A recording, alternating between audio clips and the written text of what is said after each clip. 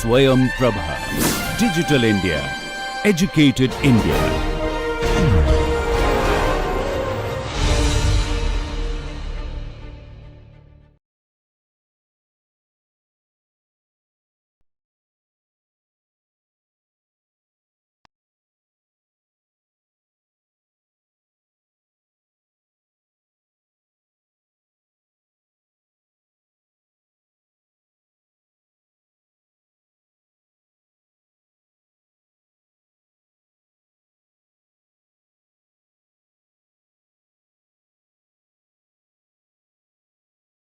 Welcome back.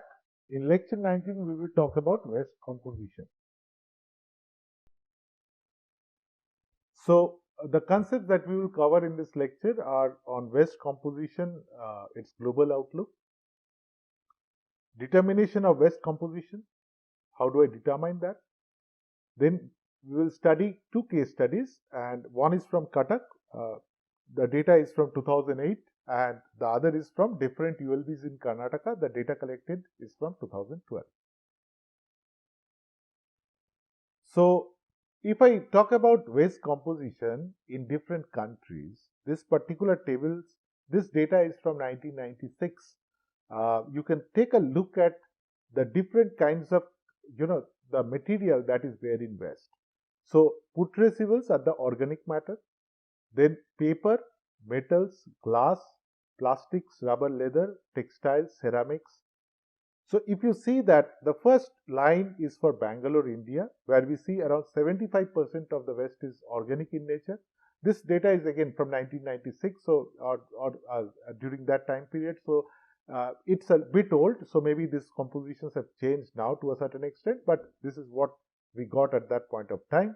Overall waste generated is around 400 grams per capita per day, and you can see that the values are different for different countries. For example, in Korea, we see the value as 22.3 for organic matter, paper 16%, metals 4%, glass 10%, plastic, rubber, leather 9.6%, textile 3%, and ceramics dust around 33%. Now, if I go to Texas in US, this value is around 43%. So, it's more than South Korea. But the other parameters like paper, it is more in case of, that means packaging and all these things are more in US. So, every country is different. You see Paris, 16% organic matter, very, very less organic matter. So, usually we say that the more developed a country is, more industrialized a country is, it would have less amount of organic content. Why? Because people are well off, they will buy a lot of packaged material, they don't cook themselves, they will, take food from outside. So, they have to buy a lot of packaging materials and so on. So, that's why the organic matter content is very less, and you'd see more amount of packaging material and other materials in the waste stream. But that doesn't mean that all developed countries would be same. Like for example, in Texas, which this particular county, there maybe it's a rural in nature, so there the organic content is more. Similarly, if you take the difference between California, not California, Paraguay, the value comes to around 60%, which is much poorer country. Mexico is also 60%. So it's also, it's well off than India, but still it's a poor country, right? So that in that way, that means waste composition will be different for different countries. This is an average value, but what it means is if certain cities in certain countries also will have different kinds of waste generation. Like we have Texas and we have California, both from US, but the values are different, right? So there would be some differences as well because of the area, the context, and so on. So municipal waste composition is a categorization of type of materials in municipal solid waste. Now, MSW quantity, composition, and other characteristics vary at the national level, as we are seeing here, at the urban level, at different cities, the values are different, right? Because each city is different in character. It varies as per the community level. Suppose it's a residential area, or it's a posh residential area, or a very poor residential area, it will have different values. And it also varies among households. That means in the same residential area, there are rich people, poor people. So individual household wise, the composition will also vary, right? So that means that we have to be very careful about when we quantify the waste, and we have to determine that who is generating what, which generator is generating what category of waste, right? What type of waste. Because if we don't do that, then when we project it for the future, we may be making very, very wrong estimates, right? So this variation is primarily because of the degree of industrialization. Maybe when I talk about countries or maybe even cities, this play a role.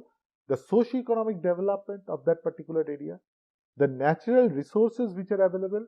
Some area is a rural area, so obviously a lot of natural resources or the way what people consume is different from a very, very urban area.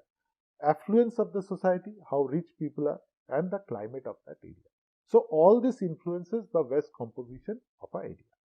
Now, along with waste which we are getting like organic waste and all, particularly in case of organic waste, we have to be also careful about global food loss and waste. So that is FLW. This accounts for a significant proportion of food and green waste. So organic waste is generated in urban areas, of course, but lot of this waste is also because of loss and waste of the food supply chain. So some of this loss is at the consumption level, but most of this loss is at the production and distribution level. So production and distribution level means the during production, after production, the food is stored, and because of inability to sell the product or inability of storing the product, the product may get wasted. So that means a lot of food waste gets wasted, food gets wasted, and that comes into the waste stream. Even though it may not be part of the municipal waste stream, but it may be part of the municipal waste stream as well, if we have a lot of cold storages in our municipality. Similarly, if during transportation also, because of inefficient transportation, distribution, while food is traveling along the way, it may get decomposed. So all these issues can happen. So this food loss and waste affects food security, food safety, economy, and environment, and it is approximately 30% of all food.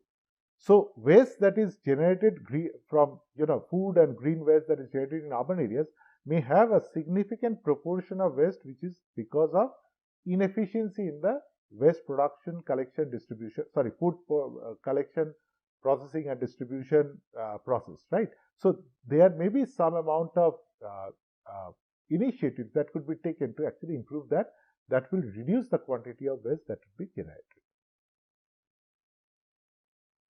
Then looking further, if I look into the waste composition in South Asia, you will see that South Asia is again India, Pakistan, Bangladesh, and these countries, right?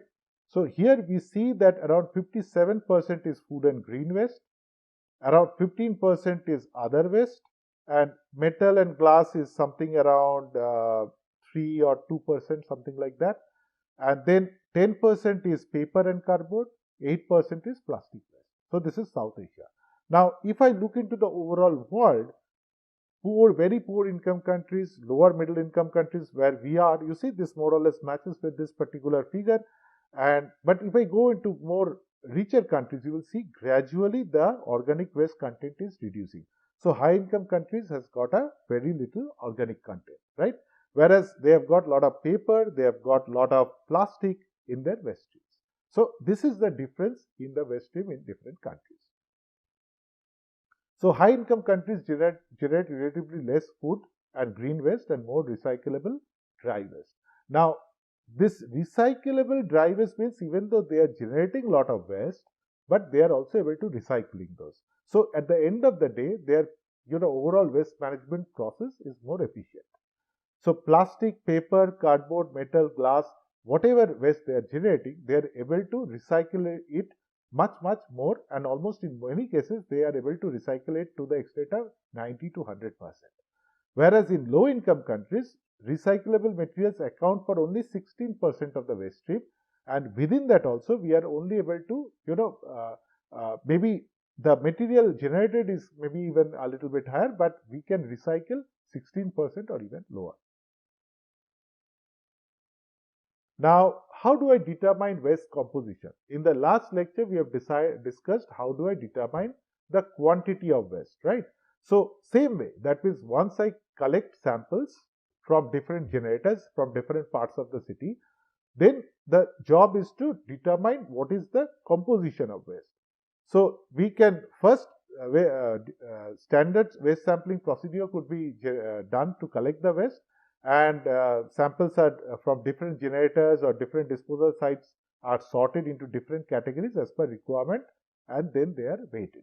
So that means we can take the waste, we can separate that into different components as per our requirement. Like if I want to separate into wet waste and dry waste, that's all. If I want to further separate into plastic, paper, and so on, so we have to do those separation, and then we have to take their weight.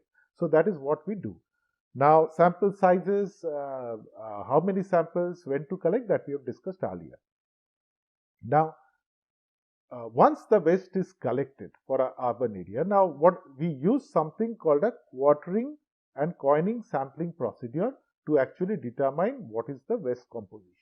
Now, why is this method important? Because this method ensures that waste that are collected from different areas of the city and for different generators, these are thoroughly mixed, and then based on that mixed waste, we can determine what is the percentage composition of different constituents of the waste for that urban area or for that particular category of generators that we are actually addressing.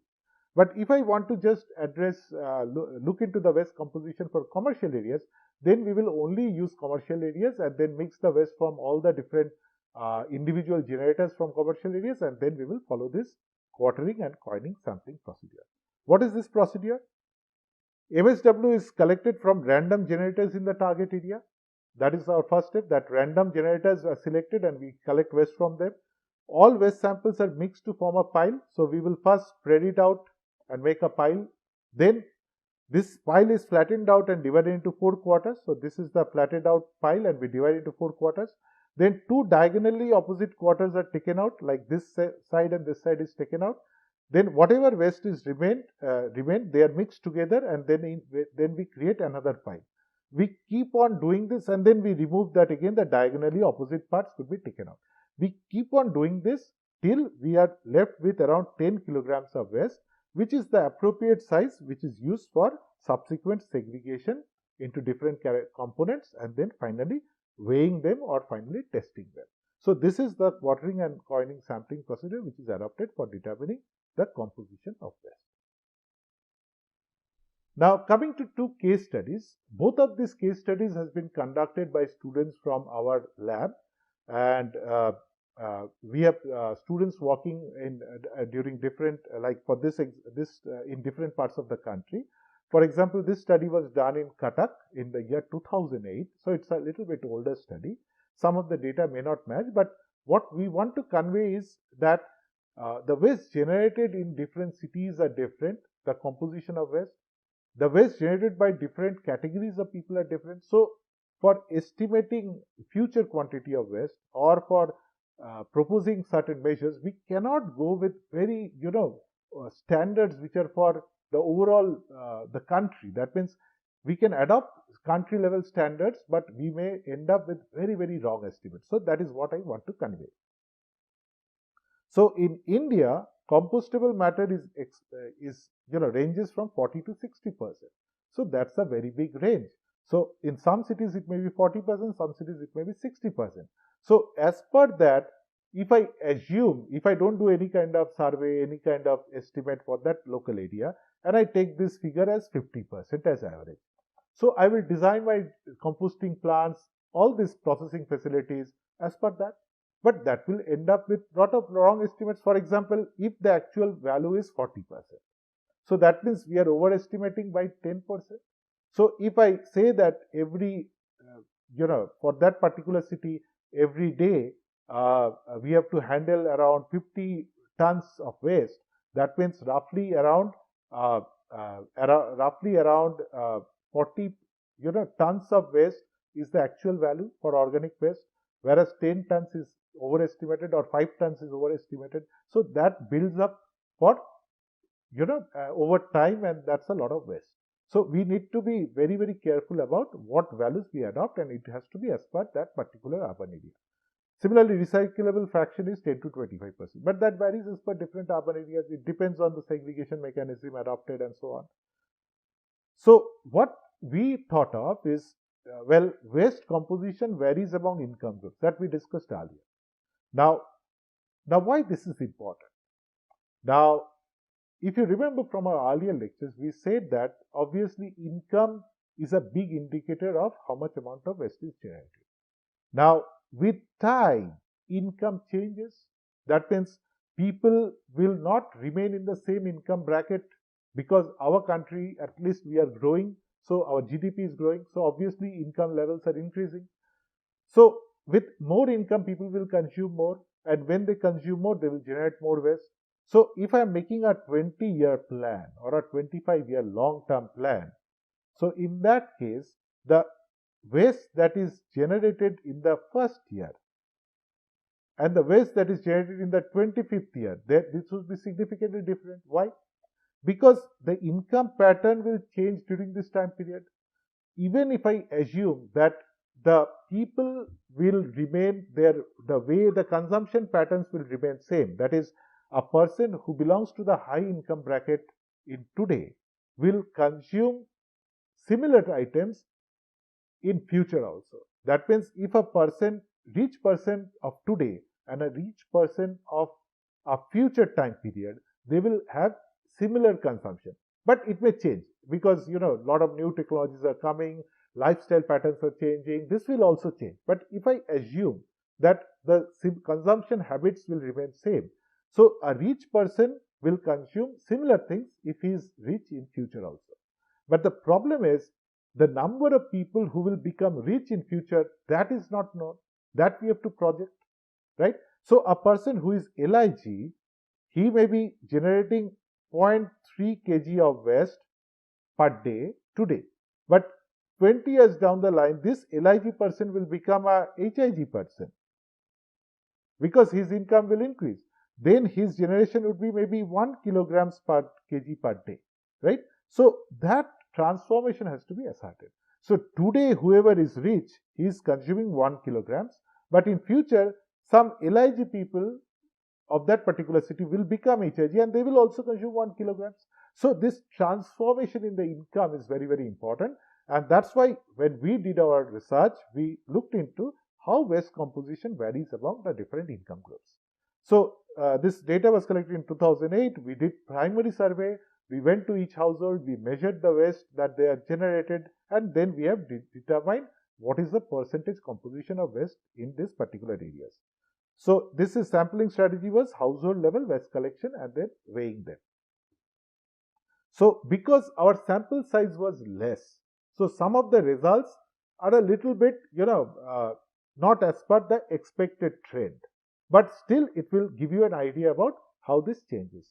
For example, we found for income level of 0 to 5,000 rupees, the average weight generated is 0.46 kg per day per household. Per household, not per capita, right? So every household may be 4 or 5 people or even 6 people there in per household. Then people with 12,500 to 25,000, their waste, the amount of waste they generated was 1.39 kilograms per day per household. And then above 25,000, it came to around 1.35, which is lower than this. This shouldn't be happening because more richer the person, they should be earning more. But it all depends on the sampling strategy, the sampling procedure, how many samples I collected and so on. If we would have collected more samples, then probably this value would be higher. But right now we can say that, well, this income brackets are showing similar consumption patterns, right? Or waste generation patterns, you can also say. So that means 1.35 to 1.4, this is the amount of waste that is generated by these richer households. Now, coming to the composition of waste, you see that in the lower income brackets, food waste is around 42%. And as we go higher up, it increases a bit and then again comes down. Now, why this is so? We have discussed earlier that the more richer a person becomes, he will consume more, right? Like he will consume more packaged material, he will cook less, he will eat outside, right? So that means the organic waste generated will be less. So somewhat we are seeing a value. But in Indian cities, our people are still not at that level like foreign countries where they are going to consume a lot of packaged material and all. Now, not in 1996, now not in 2008 at least. Right now, still you will find a lot of families, gradually moving into that bracket where they consume a lot of this packaged materials and all. But still, if you see the data, that this value is less organic matter compared to this the other two groups. Okay, but this 0 to 5,000 group is also showing similar values. Actually, they are showing a little bit lower value. They should be higher as per the same logic. Why? Because these are very poor people, and very poor people don't waste, food material, food.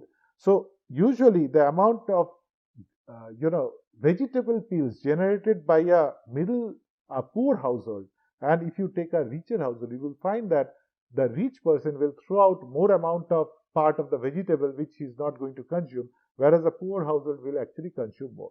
So probably that's why the food waste is even less in poorer households. So this kind of insights needs to come out when you do analysis of waste generated in urban areas, and that's why we need to do very, very detailed analysis to determine what kind of waste would be generated. So same goes for paper waste. You can see that as the income level increases, the quantity of paper waste also increases. Same goes for plastic, more or less we found to remain similar. And glass also similar, scrap metal similar, because there was so less quantity, there was some amount of measurement error as well, you can say. But if we would have done a proper sampling where we have collected from multiple areas of the city, 100 kg samples, then probably we would have got much, much better results. This was done by one of our students, so it was not that in detail, right?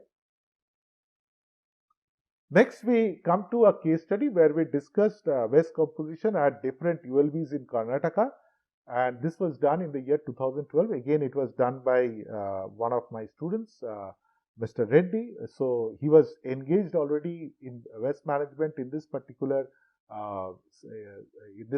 state. So he was able to collect much more samples, and he has got a lot of help also from the ULBs as well. So here 4 ULBs were studied: Kamalpur, Kampli, Hospet and Bellary. See, each of these cities are different. So one is with a population of 25,000, whereas Bellary is the biggest one with a population of 4 lakhs.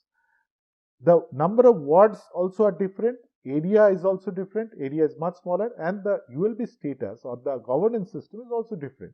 So we have a town panchayat in Kamalapur. We have a town municipal council in Kamli. Hospet, there is a city municipal council, and in Bellary there is a corporation. So we have already discussed about the municipal organization structure, the governance and all this, the finance and all this part. So all this plays a role in the waste generation and the collection process in the urban area. So again, the health officer is responsible in Bellary, whereas environmental engineers or a junior health inspector is responsible for waste management in this particular city. The total quantum of waste generated in the city is around 180 tons per day in case of Bellary, whereas it's only 8 tons per day in case of Kamalapur. Now, we are more interested in the composition of waste, right? So, again, we did a similar study that we did earlier, where we divided the population into different income brackets and studied what kind of waste, what kind of composition they generate. And this income bracket division was done so that when we do projections for the future, we do it more efficiently. I will come to that. So this is how we had done the household service. We asked people to bring the garbage outside, and then it was measured, and the total quantity and all this thing was recorded, and this we repeated in multiple households. So in each of these cities, in Bellary, Hospet, Kamli and Kamalapur, we took 75 samples each. We could have gone for a little bit higher samples, but time or the manpower didn't permit it. So primary surveys were conducted in selected zones or wards in that particular ULB, and per capita waste generation at household level was calculated by taking the total weight and also the weight of each kind of component that was there in that particular waste. Now, finally, we also did project the population. To project the population from year 2001 data we had got, 2011 data we had got, but we projected the total population for the year 2021. And this was done using the incremental increase method, which was found to be appropriate for this particular ULBs. So first we projected the total population. So total population was projected. But we also wanted to understand that what would be the pattern in change of the populations belonging to different income brackets. For example, we again used range 0 to 5,000, 5 to 10,000, 10 to 20,000, above 20,000. And initially in the year 2001 and 2011, we had the data along with us. We had 27% people in 0 to 5,000 income bracket in the year 2001. Then it got reduced in 2011. That means people are moving up the income ladder. And we have to now project how many of them will move into the next income, in the year 2001, into the next income bracket. So what we did was, we knew the GDP growth rate of this particular area or this income growth rate, and from that we predicted that each of these population groups with mean income of in this particular bracket, the mean income is 2,500. Now we projected that using that rate of income growth or GDP growth for that urban area, and found out that how much of this people belonging to this group will move on to the next income bracket, which is this group. So because this value, this mean value, when we increase by 3% every year, it reached beyond this 5,000 value. And for whichever value, when starting like from 2000, suppose there are, from the income, actual income is 2000, after 3% projection every year, it became 5,000. So all people above 2,000 earning now is shifted to the next income bracket in 2021. So in this way, we determine what amount of people from each income bracket will move on to the next income bracket. And you see that this is what has been projected over here. Now, why this is done? This is done so that we can say that in future, the number of people in this income bracket is 15%, in 5 to 10,000, this is 30%, and so on. And the waste generated that we would estimate for each of these income groups. So we can multiply the waste generated, and we will assume that the similar lifestyle, similar kind of waste would be generated, would be in future as well. So, but the quantity of people in each of these groups has changed. So automatically the total waste would also change. So that is how we did the estimation for future amount of waste that will be generated. So some more data on the survey part. What we found out was 31% responded used closed containers, 39% used open containers, 12% stored waste in plastic bags, and the rest 4% piled the waste within their premises but in outside their building. So that is how waste was stored. Now, disposal behavior or collection system in that particular area, 39% were found to use door-to-door collection. This was much earlier. Door-to-door collection was not made mandatory. 19% threw their garbage in the community bin. Sometimes, even though door-to-door collection is there, people throw garbage in community bins because certain kind of garbage is generated. They don't want to keep it inside. They will take it out and throw it. 26 and 16% of respondents dump waste on roadside and open places, which they admitted themselves, right? So that means that even though door-to-door collection is there, someday the collection system may not be working, or there may be a strike by the collectors, or maybe the person missed the collection window. So he has got garbage, he throws it away near his house or in the community bin. So we found all this behavior also there in the municipal area. So and also because we are dealing with different levels of ULBs like Kamlapur and all, they didn't have too much amount of door-to-door collection. So most of the people either use community bins or threw the garbage outside. So that's why we see almost equal distribution of people adopting all these measures. Now coming to the per capita waste generation at the household level, what we determined was in Bellary, Hospet, Kamli and Kamlapur, you can see the values. You can see two trends in this. One is as per the different income brackets, which you can see over here, the more gray ones is the richer ones. We can see a trend that the more higher the income bracket, more is the waste generated. That's the normal trend. But sometimes there are odd values. This is again because of sampling. We have taken 75 people. If we have done more samples, probably this value would be similar or even maybe higher. But because of the number of samples in this particular group, somehow on that particular day, that time when we surveyed, this showed lesser value. But usually you can see a generic trend.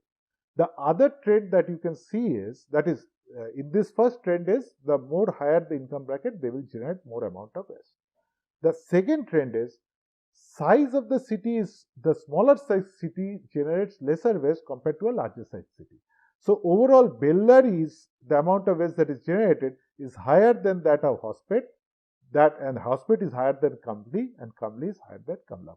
So as per the ULB, as per the income brackets of people in the ULB, we have to determine what sort of waste is being generated. Finally, coming to the composition of waste, not only the quantity of waste, we can see that this is table actually will give you, we have tested the composition for organic content, garden waste, because these two are taken separately, paper, plastic, cloth, wood, and other kinds of waste, mixed waste you can say. So you can see, and we not only determined it for the year 2011, but we also projected it for 2021 based on the calculation that we have done earlier. That is, we first projected the population, we then determined how many people will move on to the next income bracket, and for each income bracket we know per capita waste generation, and that accordingly we multiplied, and we determined the overall waste that would be generated in 2021. And then percentage composition, we assume that similar income groups will generate similar kind of waste. Accordingly, we have determined that. So over here you can see, if I take two cities, Bellary and Kamlapur, Kamlapur is the smallest one, Bellary is the largest one. Organic waste content in Kamlapur is 40%, whereas in Bellary it is 50%. The other waste, like this garden waste is the blue one, which is in Kamlapur it is very less, whereas in Bellary we are seeing some values. Paper, we are seeing around some percentage, roughly around 5-6%. Plastic, we can see some values and all, and more or less we can see that mixed waste is more in case of Kamlapur. But interesting thing is, you can see that the organic waste that is generated in a smaller city is actually less, as we have discussed earlier. And the same thing you can also see discuss for different income brackets, not only as per the city, the composition varies as per the different income brackets. So if I take the city of Bellary, you see that the lowest income group is generating around 58% of organic content, whereas the higher income group is generating 43 or lower amount of organic content. So, and similarly the plastic and paper and all is little bit more in case of this higher income group compared to the lower income group. So that is how, and again, the other interesting thing is, poor people don't have too much of garden waste because they don't have any garden. They don't have area probably for a garden, whereas for rich people, they may have a garden along with their building, so they are generating around 14% waste, which is garden waste. So every city is different, income groups are different, so we have to be very careful when we are determining that for overall for the city level or for different zones of the city level, what kind of waste is generated, what is their composition. Accordingly, we have to design the collection system. Accordingly, we have to design the decentralized treatment system and so on. So, overall waste generation, now coming to the final step, overall waste generation is not only the waste that is generated in residential areas or residential generators, it is also from commercial generators, street sweeping, drain cleaning, construction and demolition, and based on all this, we have estimated the total quantity of waste generated in the year 2011 and 2021 for these cities of Bellary, Hospet, Kamli and Kamlapur. So if I take now the average per capita waste generation, including all this kind of waste, not only the residential waste, but the entire municipal solid waste that is being handled, then it comes like Kamlapur is generating around 0.34 kilograms per capita. Bellary is generating around 0.443 per capita, and Hospet Kamli is somewhere in the middle. Now, as you know that C&D waste is taken to landfill sites in India in most cases, so that's why we have included that in this calculation. and quantity of waste generated at the city level is higher than standard reference norms. So as per standards, we can adopt certain things, but as you can see in this study that the waste that we estimated is much higher than the standards. That means for effective and efficient municipal solid waste planning and management, we need to do detailed estimates of waste generation, and for that we need to do a detailed study of that particular area, and then only we can determine what are the rates, and based on that we can design the facilities or the infrastructure or the services that we require for efficient waste management in an urban area. So these are some of the references you can see. To conclude, MSW quantity, composition and other characteristics vary at the national level, urban level, community level and among different houses. So this has to be considered when you plan for urban areas, solid waste management in urban areas. Thank you.